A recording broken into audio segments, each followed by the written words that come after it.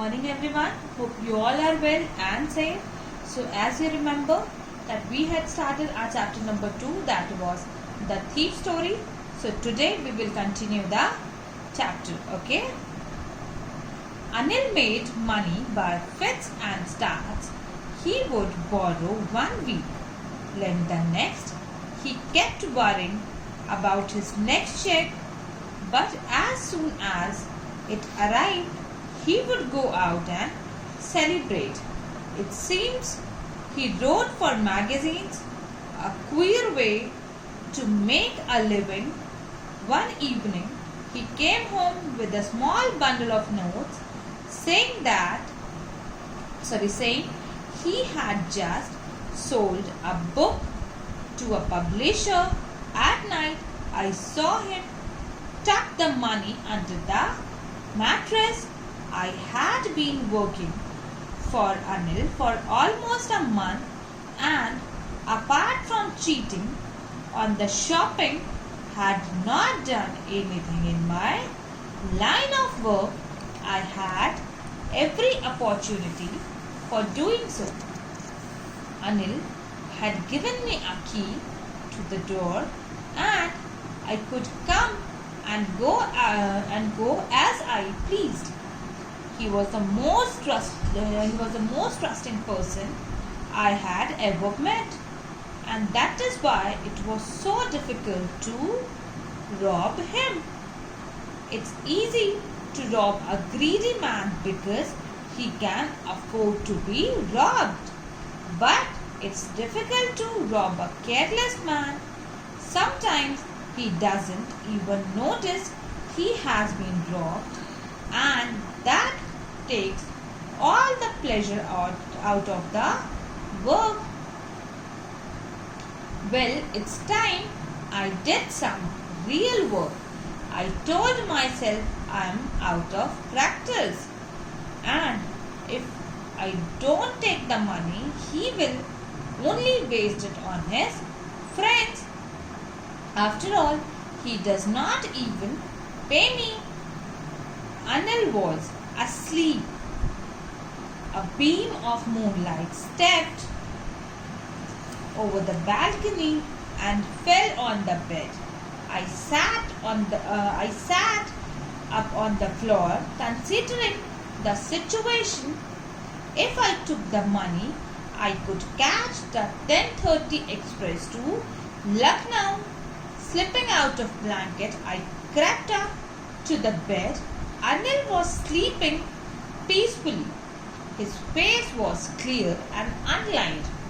Even I had more marks on my face, though mine were mostly scars.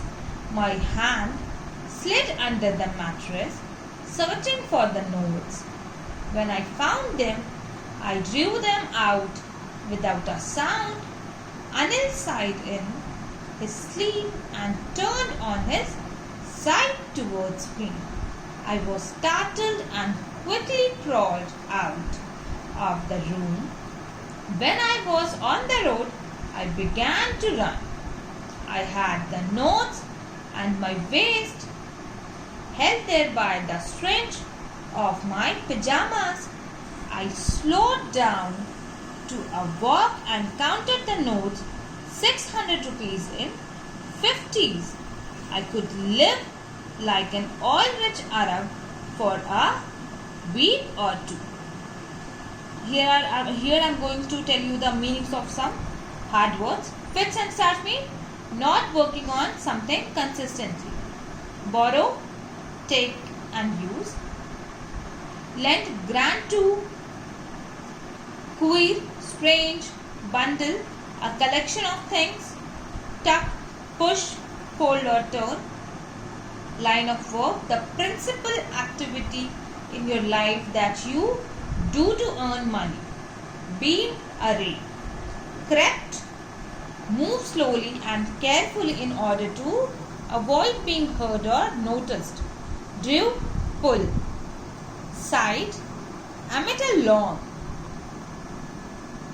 Startled, feeling or showing sudden shock or alarm. Anil didn't have any regular income as he used to earn money by doing different activities. He didn't have any fixed job. The narrator says that Anil used to be worried about his paychecks all the time, but as soon as he would receive a check, what he do? He would go out with his friends and celebrate. The narrator thinks that he used to write for magazines. The narrator also thinks it to be a strange way of earning money or making money. Then suddenly, what happened? Then suddenly, one evening, Anil came home with some money and told Hari that he had sold a book to a publisher.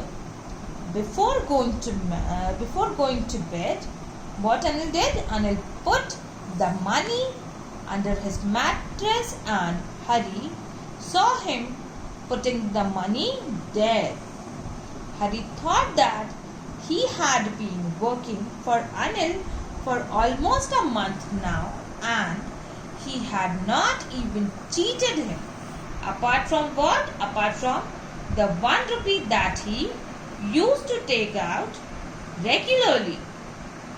The narrator also thinks that he had every chance to steal as Anil had given him the keys to his room as well, and he could come and go whenever he wished or he wanted to do so. Who can do so? Hari can do so. Hari had been trusted upon by Hari the most. Anil had been trusted upon the Hari the most. Hari had not been trusted upon by anyone else in his life. This was the only thing that stopping Hari from stealing, as Hari thought that it is way easy to rob a greedy man because he can afford it or he has the capability or the money to get robbed, as he knows about what? About when he has lost. But for a careless man like Anil, there was no use to steal, as they sometimes don't even come to know that they have been robbed. Also, Hari feels that when someone doesn't come to know that he has been robbed, then there is no fun left in robbing them. Then Hari decided that he would start with some work. He had not robbed anyone for a very long period of time. He also justified his act of stealing Anil's money by telling himself what? That if he didn't steal him, then what happened? Then also Anil would waste the money on his friends. He also thought that he had a right over the money, as Anil didn't even pay him for the work he used to do for him. Hari started his work when Anil was sleeping. There was a little bit light over Anil's bed because of the moonlight that was coming in from the window. Hari sat on the floor and planned that if he took the money, he could leave the city by the 10:30 p.m. Lucknow express train. Hari then crawled towards the bed and slipped his hand slowly inside the bed mattress. He looked at Anil, who was sleeping peacefully without a single line having on his face. On whose face? On Anil's face. And Hari's face had so many scars on it.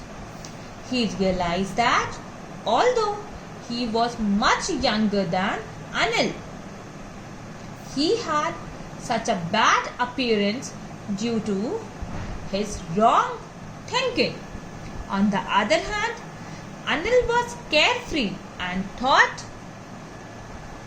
good for others, because of which he had such a nice face. He don't have any scars on his face. Hari then took out the notes without making any sound. Anil took a breath in his sleep and turned his side. He was directly facing Hari, which scared him a bit, and Hari quickly left the room. As soon as Hari left the room and was on the road, he started running and had kept the notes in his pajamas. He had tried it. He had tied it with the string of pajamas. What he tied with the string of pajamas? He tied that notes with the string of pajamas. Then after a while, Hari slowed down and counted the notes. He had 12 notes of 50 rupee each, which made it 600 rupees. Then Hari thought to himself that with this much money he could live a luxurious life like an urban sheikh for at least 1 or 2 weeks.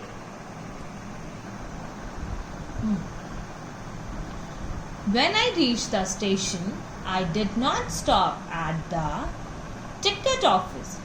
I had never bought a ticket in my life, but dashed straight to the platform. The Lucknow Express was just moving out. The train had still to pick up speed, and I should have been able to jump into one of the carriages. But I hesitated for some reason I can't explain, and I lost the chance to get away. When the train had gone, I found myself standing alone on the deserted platform. I had no idea where to spend the night. I had no friends, believing that friends were more trouble than help, and I didn't want to make anyone curious by staying at one of the small hotels near the station. The only person I knew really well was the man I had robbed. Leaving the station, I walked slowly through the bazaar. In my short career as a thief, I had made a study of men's faces when they had lost their goods.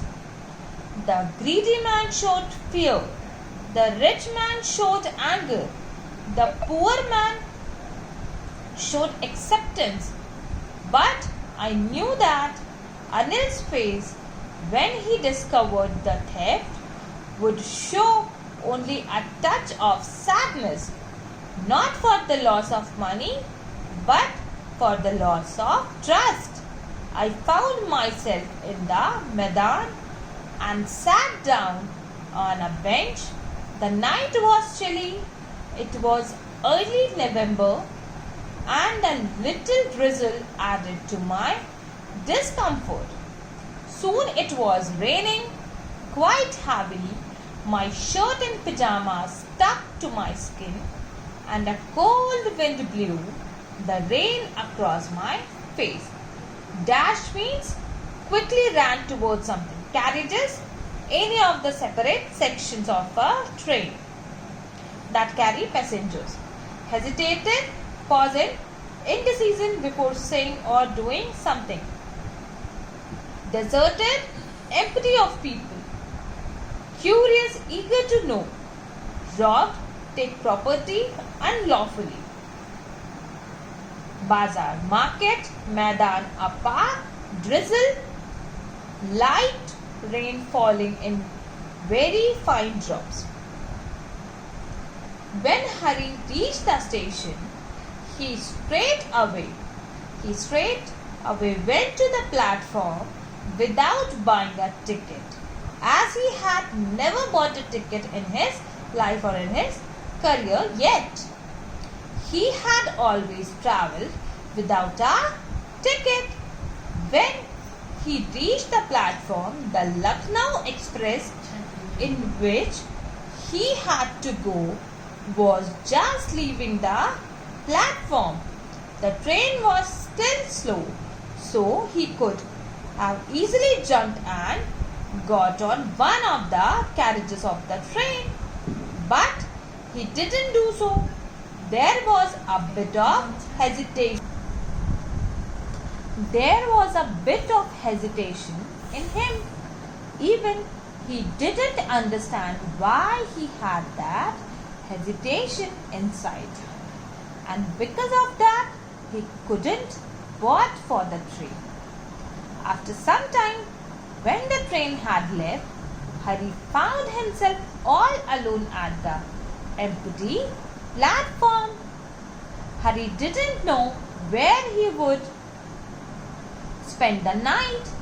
He didn't have any friends whom he could go, as he used to think that friends were more of a trouble than being helpful.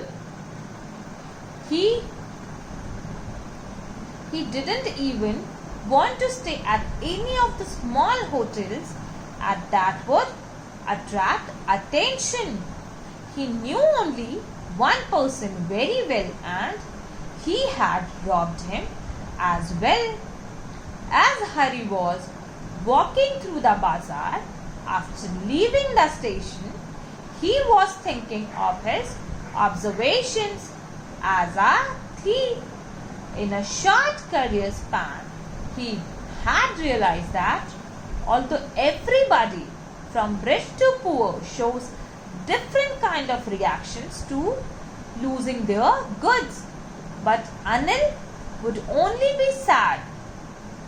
That too wouldn't be because he lost money. Anil won't be sad because he lost money, but he has lost the trust that he had on Hari. This makes Hari sad.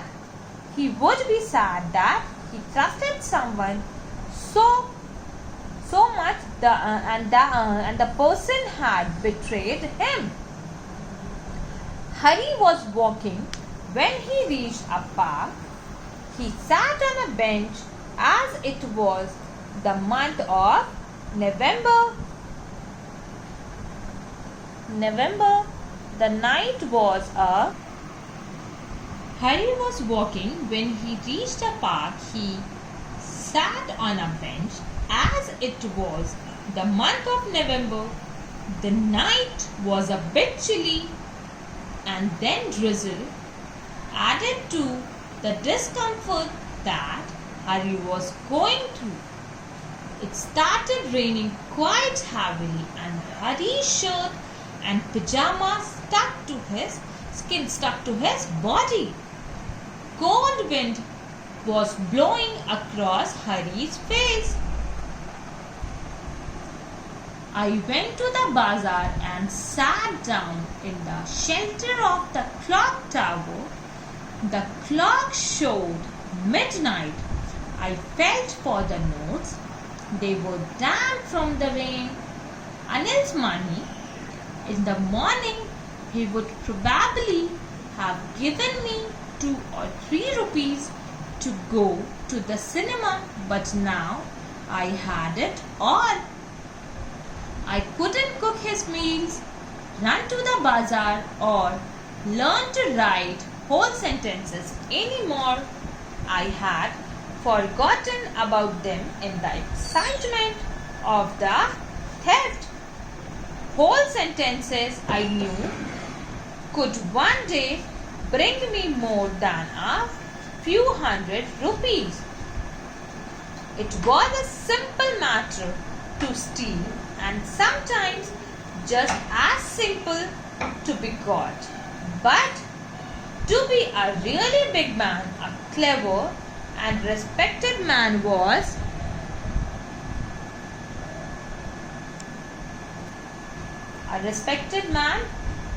something else. I should go back to Anil. I told myself, if only to learn to read and write. I hurried back to the room, feeling very serious, for it is much easier to steal something than to return it undetected. I opened the door quietly, then stood in the doorway. In the clouded moonlight, Anil was still asleep. I crept to the head of the bed and my hand came up with the notes. I felt his breath on my hand. I remained still for a minute. Then my hand found the edge of the mattress and slipped under it with the notes. I awoke late next morning to find that Anil had already made the tea. He stretched out his hand towards me. There was a 50-rupee note between his fingers. My heart sank. I thought I had been discovered. I made some money yesterday, he explained. Now you will be paid regularly. My spirits rose. But when I took the note, I saw it was still wet from the night's rain. Today, we will start writing sentences, he said. He knew, but neither his lips nor his eyes showed anything. I smiled at Anil in my most appealing way,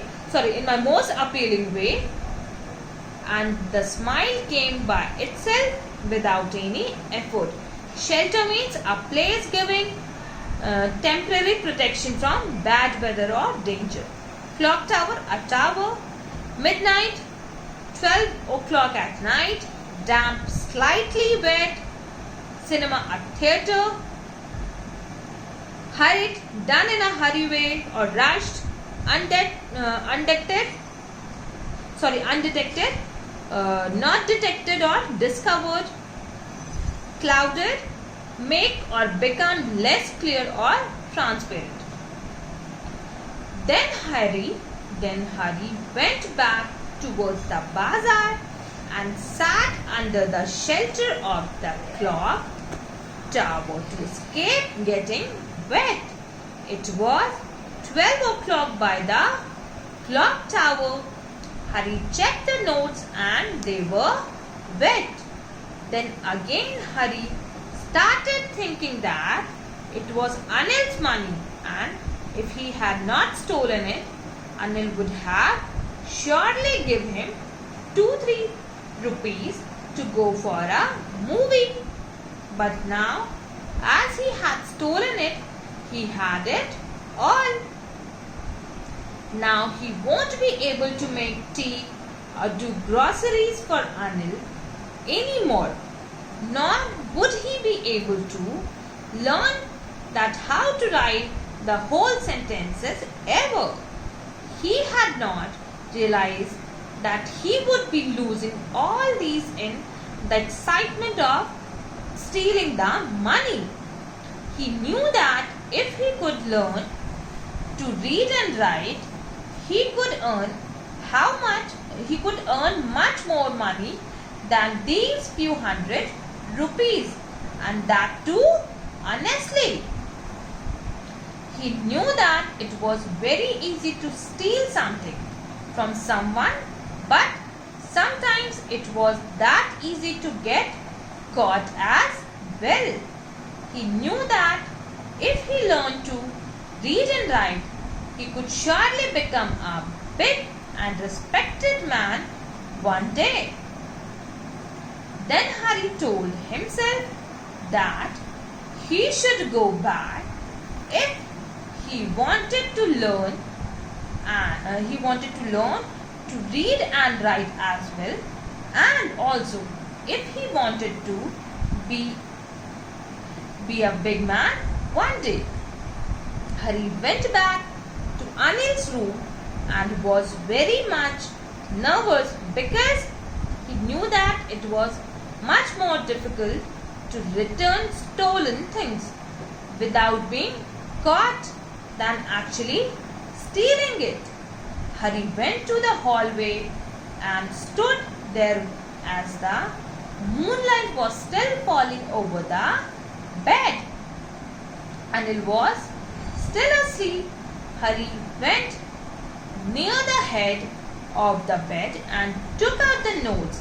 As he was going near the mattress, his hand could feel Anil's breath on his hand.